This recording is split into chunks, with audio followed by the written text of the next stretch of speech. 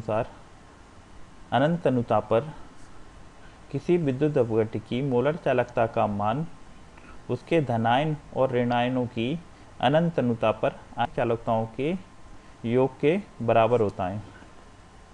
यानी किसी विद्युत अपघट्य की मोलर चालकता का मान उसकी धनायन और ऋणायनों की अनंत अनुता पर आयनिक चालकताओं के योग के बराबर होता है। तो अनंत अनुता से मतलब क्या है? जब किसी विद्युत अपघट्य को खोला जाता है तो वह आयनों में वियोजित हो जाता है। अब इसमें इतना पानी मिलाया जाए, इतना तनु किया जाए या जल मिलाया जाए कि इसमें धनायन और ऋणायन के बीच अंतरा आकर्षण बल का मान कितना हो जाए? आपका नगण्य हो जाए। इस अवस्था में इसकी जो चालकता को क्या बोलेंगे? अनंत अनुता पर मोलर चालकता बोलेंगे। इसको व्यक्त करने के लिए हम डेल्टा के ऊपर अनंत का निशान बना देते हैं और m इस प्रकार व्यक्त करते हैं। यानी अनंत अनुता पर ये क्या है? डेल्टा m और ऊपर अनंत का निशान रहता है। इसका मतलब क्या है? अनंत अनुता पर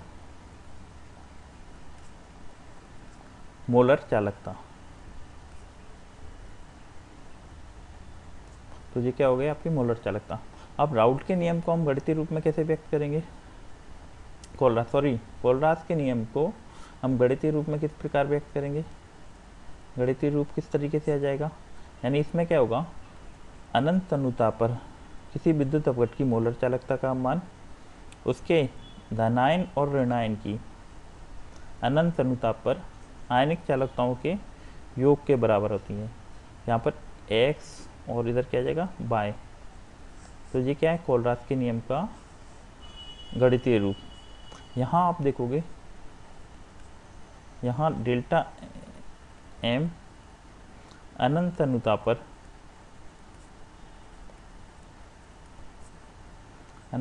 पर मोलर चालकता, अनंत अनुता पर मोलर चालकता और delta M C delta M A क्रम अनंत अनुता पर क्रमशः धनायन एवं ऋणायन की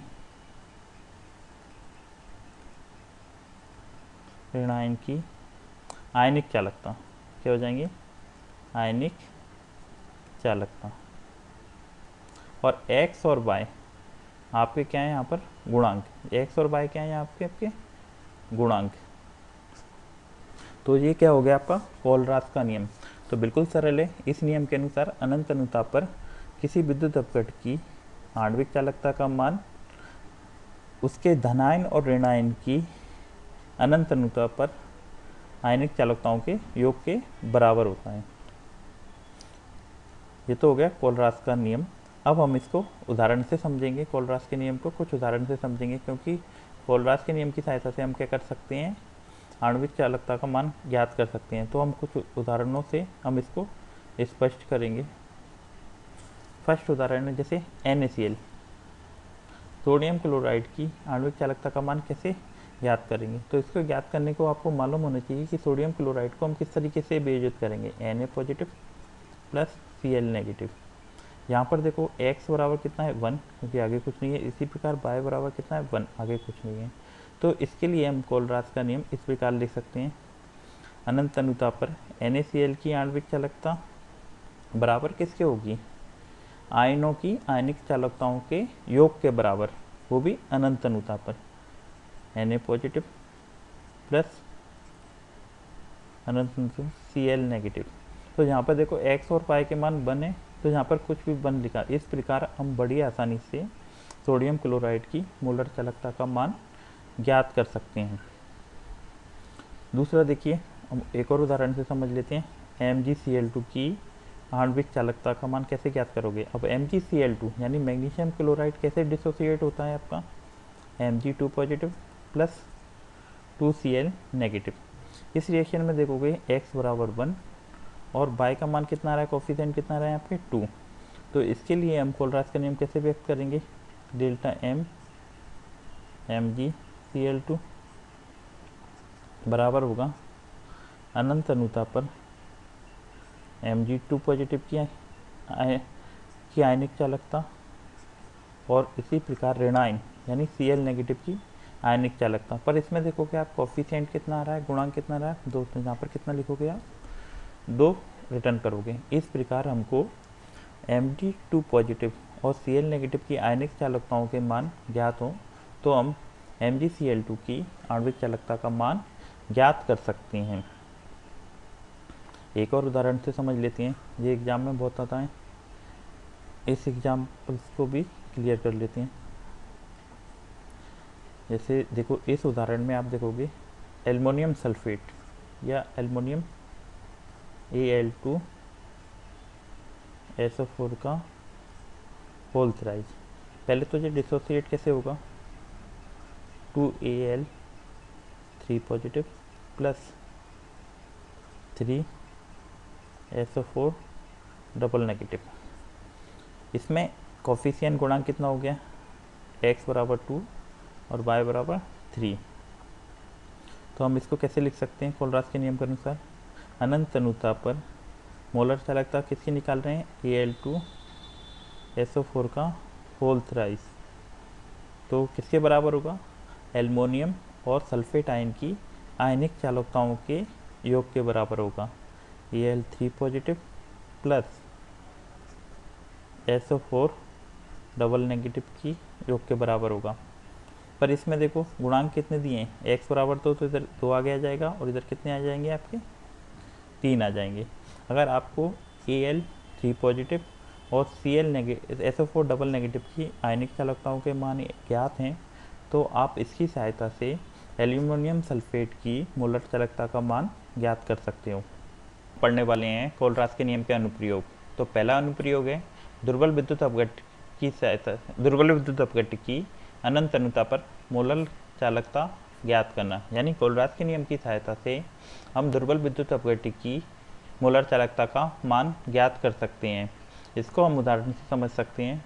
जैसे अगर आपके पास प्रबल विद्युत अपघट्य CH3COONA सोडियम एसीटेट, हाइड्रोक्लोरिक अम्ल, सोडियम क्लोराइड अगर हैं तो इसकी सहायता से, इन तीनों की सहायता से हम दुर्बल विद्युत अपघट्य CH3COOH की मोलर चालकता का मान ज्ञात कर सकते हैं।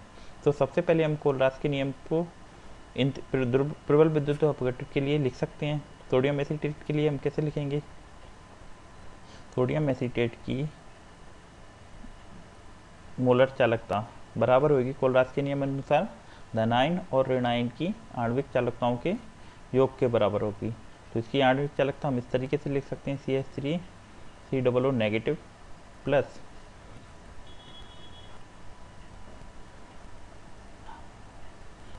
Na positive. इसको दे दो समीकरण 1। इसी प्रकार हम क्या लिख सकते हैं, HCl की आणविक चालकता किस तरीके से लिखेंगे कोलरास के नियम अनुसार, H पॉजिटिव की आयनिक चालकता प्लस Cl नेगेटिव की आणविक चालकता। इसको दे दो समीकरण 2। तीसरा हम क्या लिख सकते हैं, NaCl की आणविक चालकता, क्योंकि प्रबल विद्युत अपघट्य की हम मोलर चालकता निकाल सकते हैं किसकी सहायता से, कोलरास के नियम अनुसार।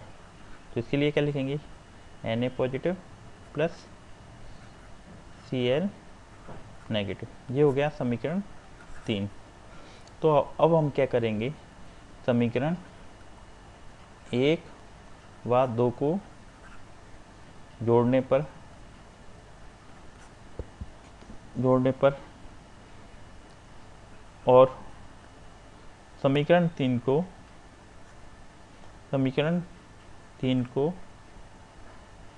3 के दाएं पक्ष को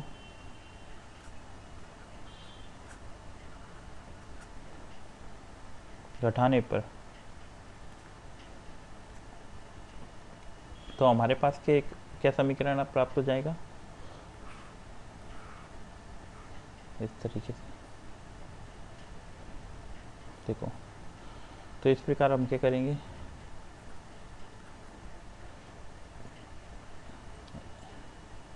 यानी क्या कर रहे हैं हम, समीकरण 1 और 2 को जोड़ने पर तो इनकी आयनिक चालकताओं को हम कैसे लिखेंगे, CH3 COO negative plus Na positive, ये समीकरण 1 हो गया। प्लस इसमें समीकरण 2 को जोड़ रहे हैं तो क्या आ जाएगा, H positive plus Cl negative, और समीकरण 3 घटाने पर माइनस क्या हो जाएगा, Na positive plus Cl negative. तो इस प्रकार हम इसको माइनस करके लिख देंगे तो हमारे पास इक्वेशन क्या आ जाएगी, CH3 नेगेटिव प्लस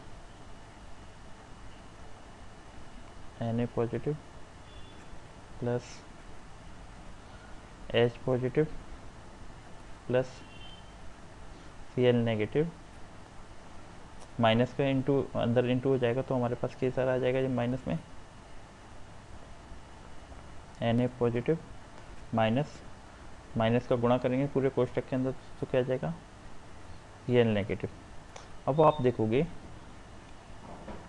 इस समीकरण में, देखो एक तो ये Na से Na कट गया और जो Cl से Cl कट गया, तो आपके पास क्या समीकरण बचा, केवल CH3 COO negative plus H positive की आयनिक चालकता बची हुई है। तो इसको हम क्या कर सकते हैं, इस तरीके से लिख सकते हैं। इसको हम किस तरीके से लिखेंगे,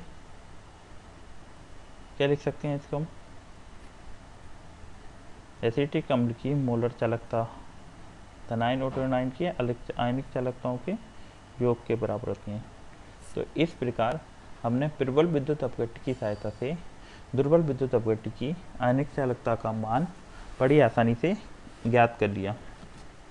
दूसरा अनुप्रयोग है वियोजन की गणना करने में, यानी कोलरास के नियम की सहायता से हम क्या कर सकते हैं, वियोजन की मात्रा भी ज्ञात कर सकते हैं। तो वियोजन की मात्रा हम किस तरीके से निकालते हैं, दूसरा अनुप्रयोग क्या हो जाएगा कोलरास के नियम का, वियोजन की मात्रा ज्ञात करने में, इसमें वियोजन की मात्रा ज्ञात करने में। तो इसके लिए हम क्या लिखेंगे, इसे वियोजन की मात्रा को हम किससे व्यक्त करेंगे, अल्फा से, यानी हम अनंत अनुता पर किसी सांद्रता C पर किसी विद्युत अपघट्य की मोलर चालकता और अनंत अनुता पर किसी विद्युत अपघट्य की मोलर चालकता अगर ज्ञात हो तो हम उसकी सहायता से हम आयनन की मात्रा यानी वियोजन या आयनन की मात्रा को ज्ञात कर सकते हैं। यानी डेल्टा CM क्या है, सांद्रता C पर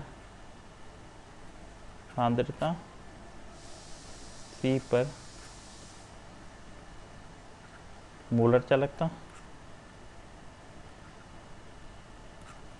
और ये क्या है, अनंत अनुता पर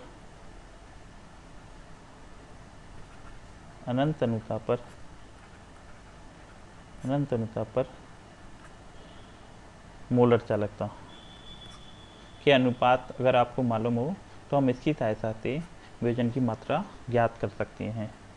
तो इस प्रकार आज हमने पढ़ा कोलरास का नियम और कोलरास के नियम के 2 अनुप्रयोग। धन्यवाद।